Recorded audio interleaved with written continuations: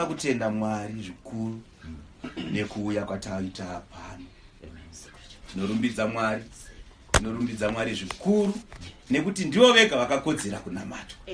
Ndivo vega vakakodzera kurumbidzwa. Tinoda kutenda panguva ino tichitendawo varidzi venzvimbo ino. Nekuti vatibvumira kuti tiuyewo kuzonamatira muno. Vangadai vangoti aiwa no itirai zvinhu zvenyikoko. Kumba kwedu siyanai nako. Asi shoko raMwari rinotaura, pane mharidzo dzinotaura nekuda kwevanhu vanokugamuchirai. Nekuti Ishe Jesu Kristu vakatuma vadzidzi vavo mumaguta, vakavatuma mudzimba, vakati vane zvavakatemera kuti kune umwe neumwe anenge akugamuchirai munomuita sei, uyewo kune vanenge varamba kukugamuchirai. Saka tinoda kusiya maropafadzo mumba muno. Kune vatigamuchira nemufaro. Haleluya. Shoko renyu nhasi tichariwana kuna Mateo chapter 11. Handitarisire kuti tichagara kwenguva yakareba, tichangoedza kukurumidza kupedza. Asi shoko raMwari, shoko raMwari. Isu tiri vekereke yaMwari. Kereke yaMwari izita rechishona kuti kereke yaMwari, kana zvishandurwa muchirungu tinonzi the anointed church of God. Kereke yaMwari yakazodzwa nemweya mutsvene waMwari. Haleluya. Asi sezvamunoziva tinorarama munyika, nyika ine hurumende, nyika ine mutemo, ine tax purposes nechi. Saka tichirejistwa registration yedu inonzi kereke yaMwari. It's a non-profit company. Haleluya. Asi tichiziva zvedu tichikuita zvevhangeri raMwari. Haleluya. Saka isu mukereke yaMwari tinotungamirwa nemweya waMwari. Mharidzo dzedu dzinotungamirwa nemweya waMwari. Zvese zvatunoita zvinotungamirwa nemweya waMwari. Kune vasinganyatsoziva mafambiro atinoita, muchazoti muchinzwisisa nekumberi nekuenda kumberi kwatinoita. Nhasi taungana mumba ino, brother Alpheus ndizvo? Confiance. Okay.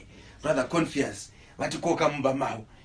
Brother Confiance, I think 2 Sundays ago ndo murume wandakapa uchapupu paya tichiti takaenda kunonamatirwa murume anga arohwa nemotikari. Ndobva vapa upenyu hwavo kuna Ishe Jesu Kristu on the spot. Vashoma vanhu vanoitirwa nyasha dzakadaro. Umwe munhu anouya kuchechi 10 years achinzwa mharidzo, but kutofunga kugamuchira Ishe Jesu kuri kure naye.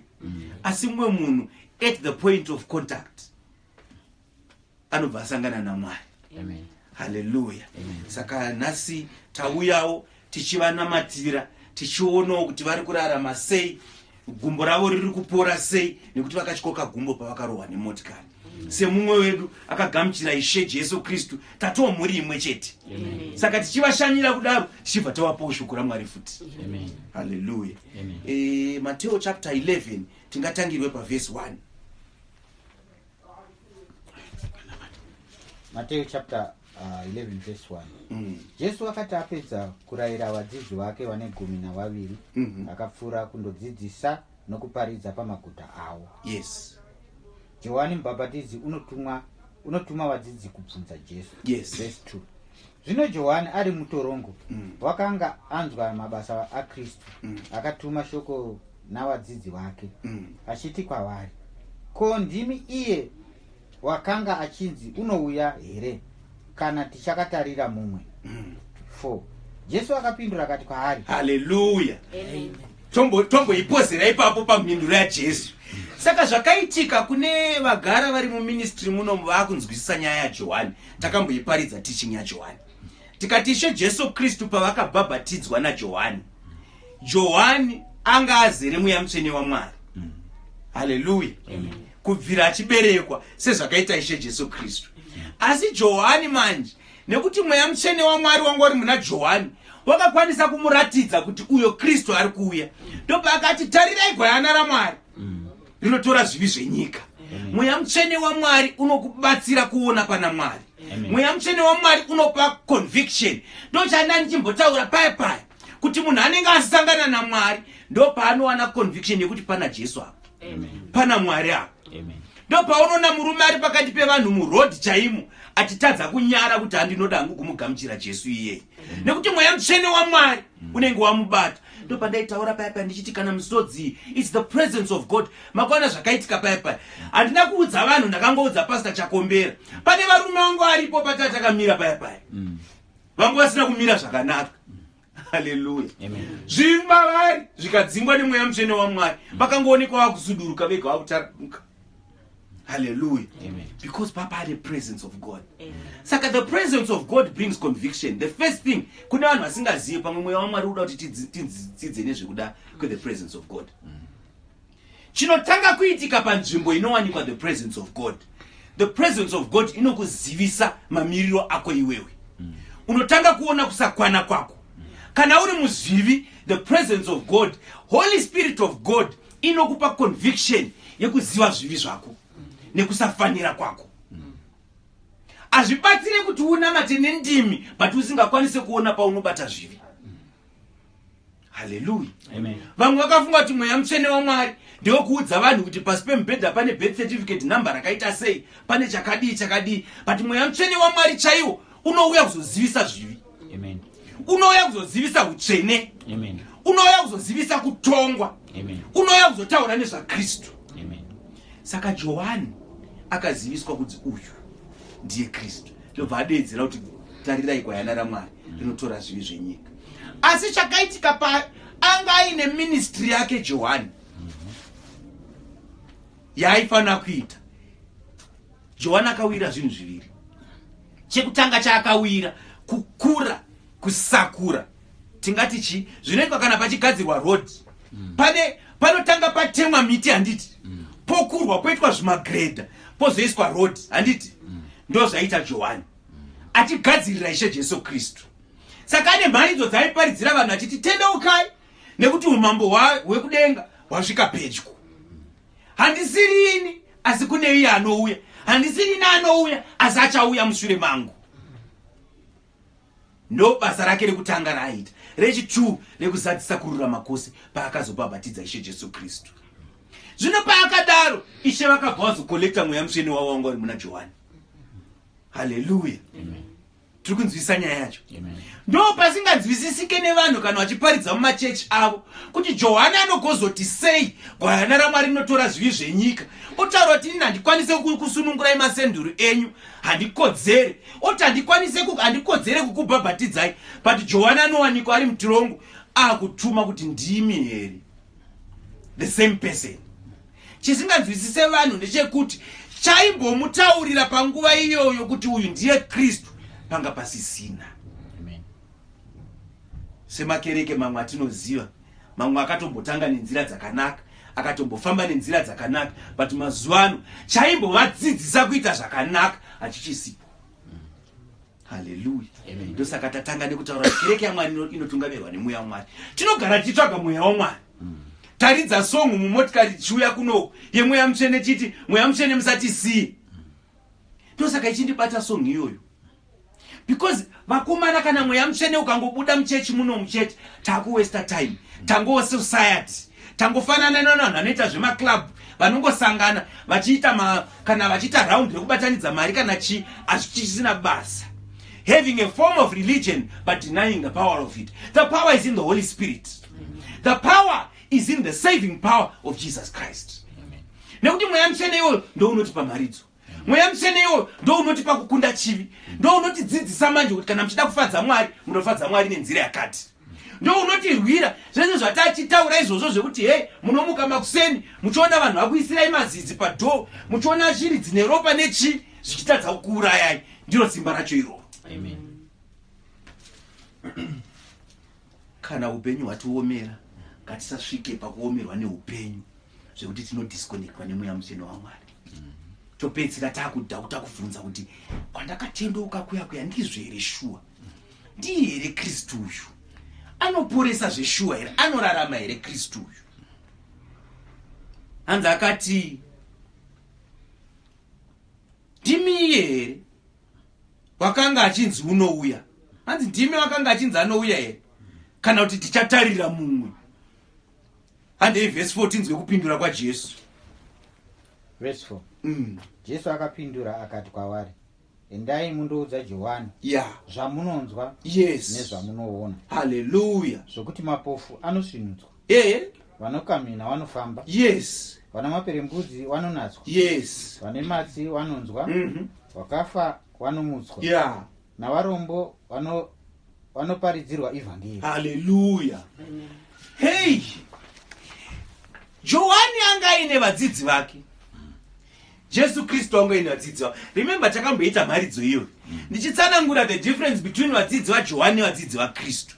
Vadzidzi vaJohani vakasarudzwa naJohani nekuti Johani munhu. Vadzidzi vaKristu vakasarudzwa naKristu ari iye Mwari. Amen. Iyo ministry inotoda kutonzwisisa kuti munhu ari kukuparidzira uyu akatumwa nani. Nekuti kune vanhu vakatumwa nevanhu, kune vanhu vakatumwa naMwari. Akatumwa nemunhu anoita zvevanhu. Akatumwa naMwari anoita zvaMwari. Vadzidzi vaJohani vanga ine jealousy nekuti vakagadzana panyama kavo. Iye Johani akatumwa hake naMwari, asi akatuma vanhu vake. Haleluya.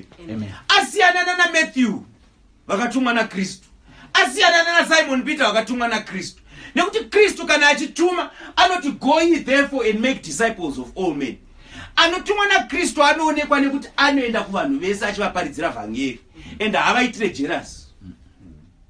Kana akavapa shoko raMwari, ivo vanonopawo shoko raMwari kune vamwe, achiziva kuti sezvandakaitwa mudzidzi naJesu ndichaitawo vadzidzi vamwe, vachaitawo vavo vadzidzi. Kereke yaMwari yokura. Izvozvi patinenge tichikuparidzirai vhangeri, hatikuparidzirai kuti tiite 50 years tichikuparidzirai. Tiri kuita kuti kana tikuparidzirai, tiri kufidhai vhangeri kusvika masvika pekuti manje mune makuparidzawo futi. Haleluya. Vadzidzi vaJohani vanoonekwa munyika umu. Vane machechi ekuti pakangoita anoda kusumudza musoro anoroyiwa muchechi mumu. Wototanga kutoita na thunder fire muchechi. Wotanga kuitira na majerasi muchechi. Ndo futi wekuzobvunza kuti kweimimi munobhabhatidza sei? Nekuti ndisiteka tinofanira kubhabhatidza. Haleluya. Saka Jesu manje akapindura akati endai munoudza Johani zvamunonzwa nezvamunoona. Haleluya. Munoona zvipiku, munonzwa zvipiku, kuti mapofu anosvinudzwa. Nhasi taakuparidza vhangeri. Kana tiri paridza tinoriparidza nerevelation yekuti vanhu vari kupa matestimony. Vataura kuti ndisati ndapinda muchechi munomu ndaisaziva kuti vhesi iyi inoreva chakati, but ndasvinudzwa. Haleluya. Mapofu akusvinudzwa. Haleluya. Last time takaita mharidzo kuCalfontein, I remember mai Mangozho anogona kupa testimony. That guy aita Kagad aita ndione maziso angu haanyasooni. Tikaita Tuesday evening prayer, tanamata akatapedza church akati ndoda kunamatirwa maziso angu haaite. Tikamunamatira patakangopedza usiku ihwo akutoti maziso angu atonani, hande ndinokuratidzai kumba kwangu. Haleluya. Nekuti zvinoitwa naKristu izvi, akati kana mukatenda kwandiri nemiwo muchazviitawo. Vamwe muchatoita zvinopfuura ipapo. Nekuti ndiye Kristu anenge achizviita. Haleluya. Vanokamhina vanofamba. Haleluya. Imwe testimony yatitori nayo zvinezvi, tauya kuzoona murume ari kukamhina. Praise the Lord. Zvinofanira kuratidzwa kuti shoko rake ndere chokwadi here kana ndere kunyeba. Tikaona murume uyu asingazogone kuzofamba from now on, todzokera toti ishe pamwe makatinyebera. But panofanira kuita testimony yekuti one day achasumuka achiti vakauya mumba mangu vakandiparidzira mharidzo iyi, ende vaparidza mharidzo iyi ndaakufamba panguva iyoyo ndaikamhina pavakandiparidzira. Praise the Lord. Neno kana paine mumwe munhu achine doubt kuti mweya waMwari unotituma, ina ndinamboziva kuti passage iyi ichataura zvekukamhina, ndangodziparidza Matthew chapter 11. Praise the Lord. Kuna achine doubt ameno zvavo, ini ndakoneswa kudhara. Pane maperembudzi vanonatswa. Haleluya. Takamboita mharidzo yemaperembudzi. Vanhu vakunzwisisa mamiriro emaperembudzi, nekumirira kwaanoita zvivi, nekunatswa kwazvo. Haleluya. Pane matsi vanonzwa, vakafa vanomutswa. Ishe vakatinzwira ngoni pakumutsa wakafa. Tinewo testimony ipapo. Haleluya. Panyama nepamweya kune vanonzi vangu vasina handiti vhangeri rinotaura kuti vanhu vasina Jesu vakafa. Ndo paanoti regai vakafa vavigani. Vanosvika pakutendeuka, voberekwa kutsva, vova vapenyu. Saka kumutswa kwevakafa kauko. Kana tichitaura physically, aisha vakati tiro zvishamiso. Hallelujah. Amen. Zvakaitikawo nyangwe pane chinguva asi ndishe vakazviita. Amen. 2-3 years but ndishe.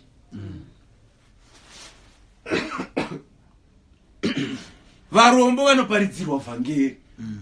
Praise the Lord. Toda kutenda Mwari zvikuru sei nenyaya iyoyi. Vamwe tiri varombo taisangana naro sei vhangeri. Dai rariri vapfumi chete, dai rariri vane mari.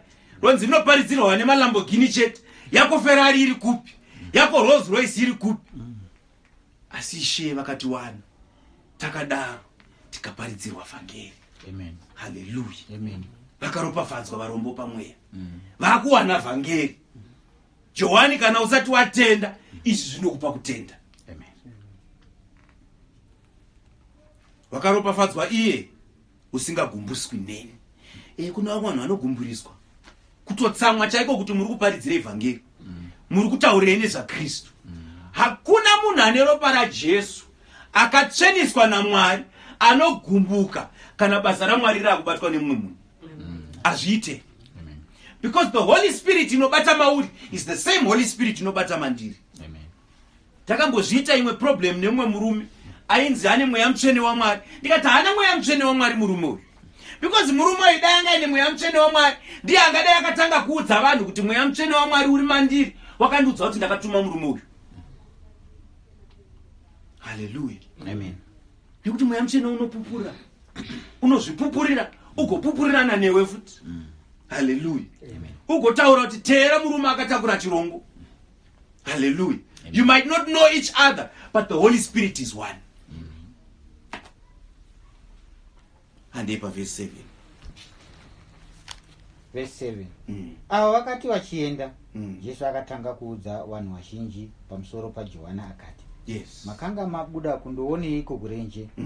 Rutsanga runozunungutswa nemhepo here? Ko makanga mabuda kundooneiko munhu wakapfeka nguo nyoro here? Tarirai, vanopfeka nguo nyoro vari mudzimba dzamadzimambo. Hallelujah. Pari kunzi apa itranslation yakarasika chete. Pari kureva nguo dzinodhura. Noble clothing dzaipfekwa nemadzimambo ndo dziri kutaurwa.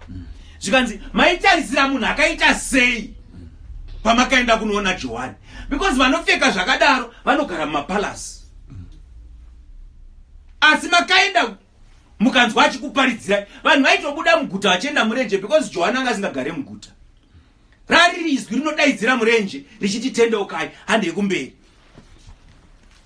Verse 9. Asi makanga mabudireiko? Kuzoona muprofita here? Hongu ndinoti kwamuri, unopfura kwazvo muprofita. Yes. Nokuti ndiye wakanyorwa pamusoro pake zvichinzi. Zvichinzi chii? Tarirai, ndinotuma munyai wangu pamberi pako. Yes. Uchagadzirira nzira yako pamberi pako. Zvirokwazvo ndinoti kwamuri, kuna wakaberekwa navakadzi hakuna kumuka mukuru kuna Johani Mubhabhatidzi. Asi muduku muushe hwokudenga mukuru kwaari. Hallelujah. Hanzi iye Johani anga ari munyaya. Tinogara tichiparidza nyaya iyi kuti nyaya yekuwanana kwaKristu. Because kereke mudzimai waKristu. Kana tichitendoka kuna Kristu tinofanira kunzwisisa kuti tiri kutendeukirei. Uye tiri kutendeuka kune zvipi. Uye tiri kupinda pane zvipi. Nekuti kana tava kereke isusu tiri mudzimai waKristu. Ndo saka zvichinzi kereke inofanira kuudzwa nemweya mutsvene waMwari kuti inofamba sei. Nekuti iyo mweya mutsvene ndiye Kristu. Hallelujah. Hatingati kereke itange kuita zvemusoro wayo. Tikapinda mumba munomu tikaona mudzimai achiita zvemusoro wake achidherera murume, totoziva kuti imba iyi yakaminama. Imba chaiyo murume ndiye anotonga. Imba chaiyo murume ndiye anotungamira. Hallelujah. Ndo zvinoitika mukereke. Mukaona kereke inopesana naKristu, motoona kuti hasi mudzimai chaiyo. Mudzimai chaiyo anoziva kuti uyu murume wangu. So we submit to Jesus Christ. Amen. As the anointed church of God, we submit 100% to Jesus Christ. The Holy Spirit of God tells us what to do and what not to do. Totedzera izvozvo. Kana tazvitadza ndisitatione mhosva. Saka uyu munyai aienda pamberi pay the bridegroom. Ndozviri kutaura vhesi iri. Hallelujah. Hanzi ndinoti kune vese vakaberekwa nemudzimai hakuna mukuru kuna Johani. Amen. Asi nekuti isusu in the kingdom of God takaberekwa naMwari. Hallelujah. Hatichakauntirwe kune vakaberekwa nemadzimai. Tinonzi takaberekwa naMwari. Ko patinonzi tiri kuberekwa kutsva kuitwa sei? Kuberekwa naMwari kawo. Saka kune vese vakaberekwa naMwari, Johani ndiye mudiki. Hallelujah. Amen. Takambobvunzwa question iyi before ndikatadza kuipindura ndichiri mwana mudiki, but now mweya mutsvene waMwari wakududzira nyaya yacho kuti munzwisise kuti vairehwei. Ande paverse 12. Verse 12. Kubva pamazuva aJohani Mubhabhatidzi kusvikira zvino, ushe hwokudenga hunopambwa. Vapambi vanohutora nesimba. Yes. Nokuti vaprofita vose nomurayiro wakaprofita kusvikira kuna Johani. Kana muchida kuzvigamuchira, ndiye Eria wakanga achinzi unouya. Hallelujah. Ndaigara ndichitaura nyaya iyi, tazoiwana vhesi yacho. Kuti Johani ndiye Eria. Kana zvichinzi Eria unofanira kutanga kudzoka, Kristu asati auya, zvazadziswa. Amen. Ndo kudzoka kwa Eria. Tikazomboita teaching yaitsanangura kufanana kwa Johani na Eria. Asi zvakuratidza kuti ndiye Eria. Paakatorwa nechamupupuri akazodzoka ari Johani. Amen. Hallelujah. Amen. Nekuti mukatarisa kafambiro kacho kakari kamwe chete. Vaifamba vachiita sevanhu vanopenga but vazere nemweya mutsvene waMwari. Anga asingapfeke nguo dzakafanana nedzedu. Asi aipfeka skin yekangamera. Chidehwe chengamera ndo chaingozvimoneredza nacho. Oisa bhanire redehwe. Ndo zvaita Elijah. Ndo zvaita Johani Mubhabhatidzi. Kuzosiyana kwakungoripo pakuti Johani anga atori west manje. Nekuti Johani anga asingadye steak. Johani anga asingadye chicken. Johani aidya mhashu neuchi. Ndo zvairarama nazvo izvozvo. Hallelujah. Amen. Handei pamberi. 14. Kana muchida kuzvigamuchira, ndiye Eria wakanga achinzi unouya. Yes. Une nzeve dzokunzwa ngaanzwe. Yes. Asi ndichafananidza rudzi urwu neiko. Vakafanana navana vagere padare. Vanodanidzira kushamwari dzavo vachiti, takugadzirirai nyere. Mukasatamba, takakurirai. Mukasachema. Nokuti Johani wakauya asingadyi, asingano. Zvino vanoti uno mweya wakaipa. Mwanakomana womunhu wakauya achidya achinwa. Zvino voti tarirai munhu unokara, nomunwi neshamwari yavateresi navatadzi. Kuchenjera kwakaruramiswa namabasa ako. Hallelujah. Hanzi saka tofananidza vanhu ava neiko? Apedza kuvavhura maziso kuti vanzwisise kuti chii chiri kuitika. Vakafanana nevanhu vari kutaura kushamwari dzavo kuti honai zviri kuitika but havasi kuzviona. Hallelujah. Amen. Vana vagere padare vanodanidzira kushamwari dzavo vachiti takakuridzirai asi hamuna kutamba. We played music for you and you did not dance. Hallelujah. Amen. Tikakutarirai asi mukasachema. Apa pakafanana nevanhu vari kutaurwa kunzi tavaparidzira vhangeri voregera kutendeuka. Tavaparidzira vhangeri voregera kugamuchira. Munoziva ndakataura ndiri mucheche, rega ndidzokorore chinhu ichi. Brother Calvius, I was blessed by God. Ndikavhunduka. Because inini chandinoziva ndechekuti kazhinji munhu anotanga aparidzirwa mharidzo. Kana aparidzirwa mharidzo ndo inomuvhura mwoyo wake kuti atendeuka. Ndakavaudza kuchechi ndikati kune mumwe murume wandinoda kuti muzoona. Murume yeye haana kumbonzwa mharidzo. Akasangana naMwari. Mharidzo isati yaparidzwa akati ndoda kutendeuka. Wakaropafadzwa iwe. Ishe vane zvikuru zvawada kuita newe. Hazviitwe nemunhu wese. Kune vamwe vakaparidzirwa mharidzo 100 vakasatendeuka. Hallelujah. Tukudza Mwari. Chishamiso chaJehovha. Handei paverse 20 tikurumidze. 20 to 28 tichangoti kaka tikurumidze tipedze. Jesu unotuka maguta matatu akamuramba. Yes. Zvino wakatanga kutuka maguta makanga maitwa mabasa ake esimba mazhinji nekuti haana kutendeuka achiti. Hallelujah. Iye Jesu Kristu ndiye Mwari. Hallelujah. Amen. So he has the power to bless and equally he has the power to curse. Kune zvaakaita zvinoshamisa izvo Jesu Kristu. Ndo zviri kungoenderana nezvandandaura mai manje. Kuti kune vanhu vakaparidzirwa. Vakaona zvishamiso. Vamwe vakaona, hey, tatichipa uchapupu. Munoziva kuti musi wandakanamatira munhu angafa akamuka. Kune vamwe vatati nawo. Vakatoramba kutendeuka ipapo. Vakaramba vari muzvinhu zvavo. Vamwe vari vachibata mushonga vakaramba vachibata mushonga. Hallelujah. Asi kune vamwe vari kutendeuka vasina kumboona chishamiso. Vasina kumboona chi, vasina kumboparidzirwa mharidzo. But just the presence of God being there, munhu obva ati ndoda kutendeuka hangu. Hande pamberi tinzwa kuti Jesu Kristu anotichipa musoro pevanhu ava.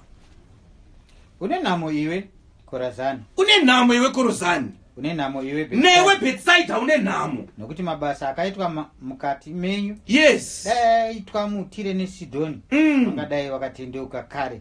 Wana masaga nedota. Vangadai vakapfeka masaga nedota vakatendeuka. Zvaitika kudhara manje. Makore akare vanhu vakudhara vanga vaine kuzvininipisa kunopfuura kwedu. Mazuva ano isusu tiri vanhu vanozvikudza. Vanoda kusunga matai nekupfeka masutu nekupfeka majini vachienda pamira vachizvitarisa. Hakuchisina vanhu vanoda kuzvininipisa kuna Kristu.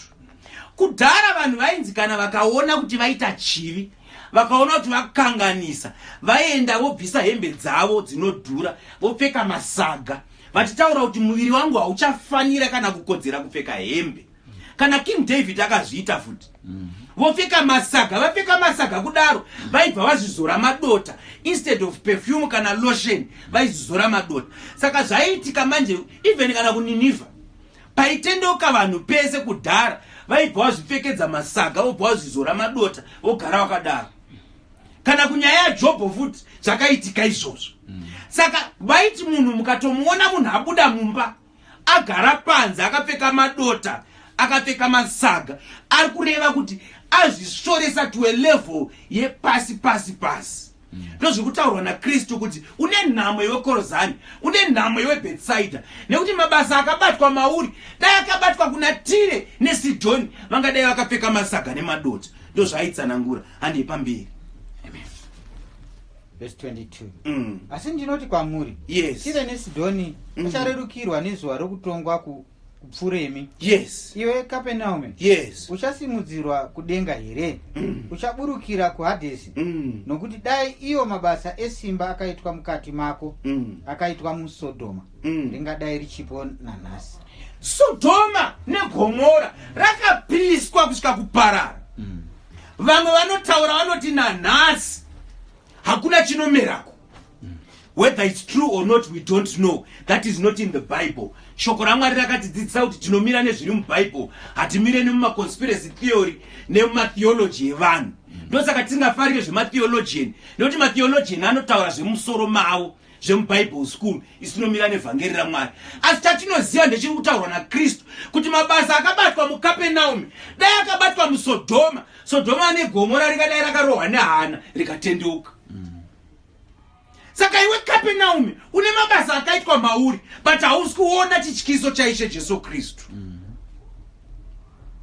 Uchadzikira kuenda kuHadesi. Handi kumberi. 24.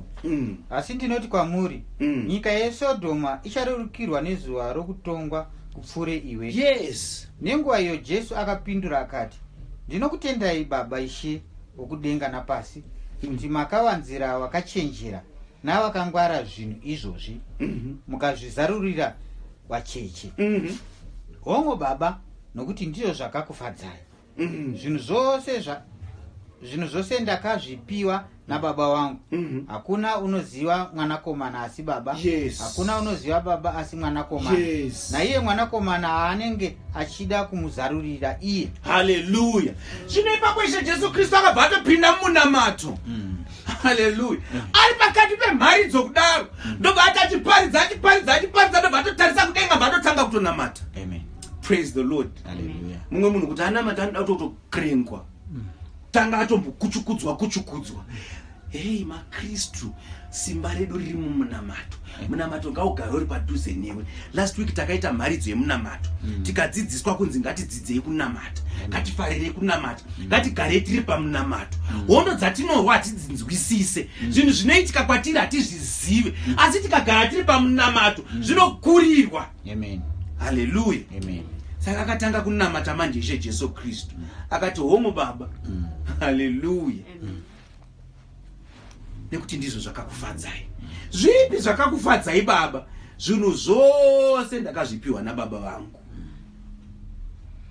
Hakuna anoziva mwanakomana asi baba. Hakuna anoziva baba asi mwanakomana.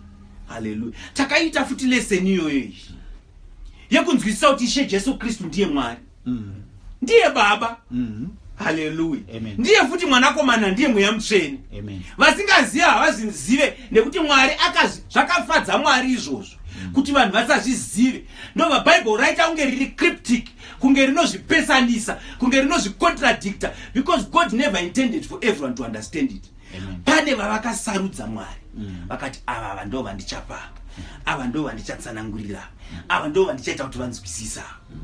Hallelujah. Amen. Hanzi tikaenda pa verse 25. Verse 26. Ndinokutendai baba, Ishe wokudenga napasi, kuti makavanzira vakachenjera navakangwara zvinhu izvi, mukazvizarurira vacheche. Ko isu tiri vacheche kaisu? Tinogova vacheche sei? Kwanditi tikutaura nyaya yekuberekwa kutsva here. Amen. Nyaya yekuti unoberekwa kutsva wa munhu mukuru, unobva watoita mucheche kamumweya. Amen. Saka isusu vacheche manje, kana taane mweya mutsvene waMwari, tinozarurirwa revelation isina kuwana vamwe. Ndo zviri kutaurwa manje kuti hazvinganzwisisike nevanhu. Vanhu vanoita divinity netheology havangazive kuti Jesu Kristu ndiye Mwari. Ko, hamunzwi here kuti in the beginning was the Word. The Word was with God. The Word was God. Through him all things were created. There is nothing seen or unseen that was not created by him. Ko, kana ukatanga company yako hainzi brainchild yako here. Ko ukaita invention yako iwewe hainzi brainchild yako here. Haunzi the father of Steve Jobs, haunzi the father of Apple here. Ko iye Bill Gates haasiri anonzi baba weMicrosoft here. Nekuti ndiwo wachisika chinhu kaichi, ndiwo nenguva baba wacho ka. Saka kana Kristu akasika zvinhu zvese, ndiye ani? Ndiye baba ka. Ndosaka tichimuti baba wedu ari kudenga vakatisika. Ndiye anotibereka kutsva futi. Saka isusu kana ini ndakabereka Tafadzwa Raymond II, ndini baba wake. Ndakabereka Kayla, ndini baba wake. Iye Mwari kana andibereka, ndiye baba wangu iye Kristu. Hallelujah. Amen. Pakajeka ka. Saka Kristu ndiye baba. Ndosaka aiti kana achiti ndini vanoti anozvikudza. Obva auya pano panyika futi oti ndiri mwanakomana. Obva aenda kudenga, obva adzoka mweya mutsvene. Ndiye futi Kristu iye. Ko mumwoyo medu anopinda seiko? Hanti anopinda ari mweya mutsvene. Hallelujah. Amen. Ndo zvaari kutaura izvozvo kuti zvakavanzika kune vakachenjera, vane madegree, vagoita maprofesa asi vagotadza kuzvinzwisisa izvozvo. Amen. But zvozarukirwa kwatiri isu vacheche. Amen. Praise the Lord. Ngatipedzisei tiende pa verse 28. Joko raJesu, uyai kwandiri, imi mose makaneta, makaremerwa. Yes. Ini ndichakuzorodzai. Hanzi uyai all you who labor. Vese vakaneta uyai kwandiri. Hey, nyika yakaoma ino iyi nyika ivedu we. Kune zvizhinji zvinoitika, there are pressures in this world. Vanhu vari kutambura ezvinezvi kuti just standard of living chaiyo iri kudzikira. Petrol chaiyo yaakudhura, ezvinezvi tatenga petrol almost 26 rand per liter. Diesel. Zvinhu zviri kudhura, hakuzvikwanise zvinhu zvepanyika ino. Zvinoita kuti vanhu vapinde mustress, vanhu vapinde mudepression. Mabasa apa masalari haasi kukwana. Kana upenyu chaihwo muviri, tiri kuchembera. Kufamba kumhanya kwataimboita kudhara hatichakugone. Vhudzi mumusoro riri kupera. Zvinhu zvakawanda zvinotambudza vanhu. Hama nehama dziri kupesana mazuva ano, vamwe kusvika pakushandisirana mushonga nekuroyana. Hallelujah. Mumwe agoshanda kupedzira unzi uri kushandira ngozi hatuoni chiri kubuda pakushanda kwako asi uri kushanda mashift ekuti unopedzira paunosvika kupa unenge wapera waneta. Hallelujah. Vanhu vari kushingairira mwana arikuda kuendeswa kuchikoro, vabereki varikuda kuchengetwa zvakawanda zvinhu zvepanyika ino, asi Kristu ari kuti uyai kwandiri imi makaremerwa. Uyai kwandiri imi makaremerwa. Uyai. Umwe kuremerwa kwake zvivi chaizvo. Munoziva kuti munhu anotadza kurara nekuda kwezvivi. Ndakaboparidza last time ndikati vakomana, ona murume anenge abva after cheating on your wife hadzirarike hope, o mukadzi after cheating on your husband hadzirarike hope. Ameno vari kuoma magandanga ajaira ekuti hacharohwe nehana, but tikutaura vanhu vachiri nemamorals chaiwo. Wauraya munhu hadzirarike hope. Hallelujah. Waba kubasa hadzirarike hope. Tikutaura vanhu vane mamorals chaiwo, kwete vekuti conscience yapiswa nechityiso havachisina chavanotya. Normal human beings, change chaiyo wabva patil wotora change yakawanda kupfuura yawanga wachifanira kutora, unoramba uchikutambudza kuti vakomana zvandaita panapa. Ndo zvandiri kureva izvozvo. Kuremerwa nezvivi. Kuti vakomana chivi chandakabata musi uya vakomana, kana vanhu vakaziva kuti ndo zvandakaita izvi vakomana, ko iye kana Kristu akauya akandiwana ndakadai so. Kushaya peace takamboita mharidzo iyoyo muchechi. Kuti having peace, muchirangarira tichita mharidzo yaNabhal yaDavid achiti peace be unto you. Kuti kana wasangana na Kristu anokupa peace, the peace that surpasses all understanding. Pekuti vanhu vanenge vachiona kunge uri kutambura muupenyu, but iwe uine mufaro. Voshaya kuti kumunhu akaita sei uyu. Vachiona pamba pandinogara inini, vachitarisira kuti ndofanira kunge ndichibuda musodzi napo pamba ipapo, but vanhu ona ndichifara nemhuri yangu. Kuti anopenga here uyu, anogugutsikana sei kwaine imba isina 50 bedrooms, imba ine mabathroom less than 7, ungafare sei? Hauna Rolls Royce, hauna latest Mercedes Benz, hauna kochicha, ari kudada neiko, angaise maoko muhomwe here nejira raakapfeka iri. The peace that surpasses all understanding.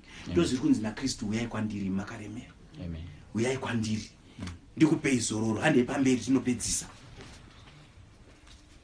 29. Muise joko rangu pamusoro penyu, mudzidze kwandiri. Yes. Nokuti ndiri munyoro. Yes. Ndino moyo unozvininipisa. Because I'm very meek. Yes. Muwane zororo pamweya yenyu. Yes. Nokuti joko rangu rakanaka, nomutoro wangu unorerukira. Because pane joko riri pamurika imimi. Muri vana vaAdhamu imimi. Makataurwa kunzi munofanira kutopanishwa imimi. Nekuti zvakaitwa naAdhamu naEve, vanhu chavasingazive panyika inei, vari kufunga kuti chichavaendesa kugehena kumwa doro kwavaita.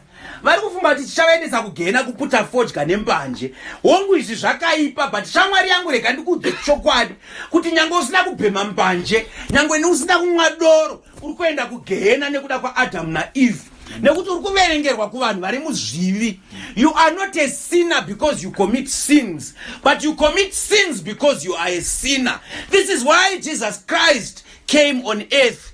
This is why munhu anofanira kutendeuka. Nyaya yekutendeuka haisi yekungoti ndakabata chivi ndakutendeuka pachivi, but iri kutendeuka pazvinhu zviviri zvekuti inini ndakaberekerwa mubereko yezvivi.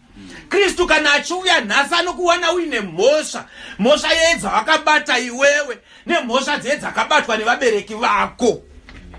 Hallelujah. Saka iroro ritori joko rekuti munhu anoberekwa ainaro joko iroro. Whether waita chivi kana kuti hauna chivi, joko riri pauri iroro rekuenda kugehena kusvikira wagamuchira Kristu. Hallelujah. Saka ndozviri kunzi uyai pandiri makaremerwa. Inini ndinokupa yangu joko rangu rakareruka. Joko rangu nderongoti chiregerera kuita chivi chete. Joko rangu nderongoti chingopota uchindinamata chete. Joko rangu nderongoti ramba uchingondiimbira chete. Aiyo rakareruka iri.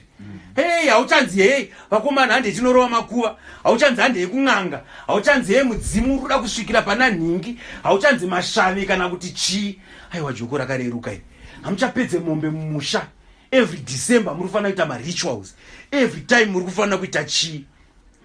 Uyai kwandiri uyai kwandiri. Tichisvika pakupedza sevhisi yedu, tisati tanamata tese, handizive kana paina ari muno anzwa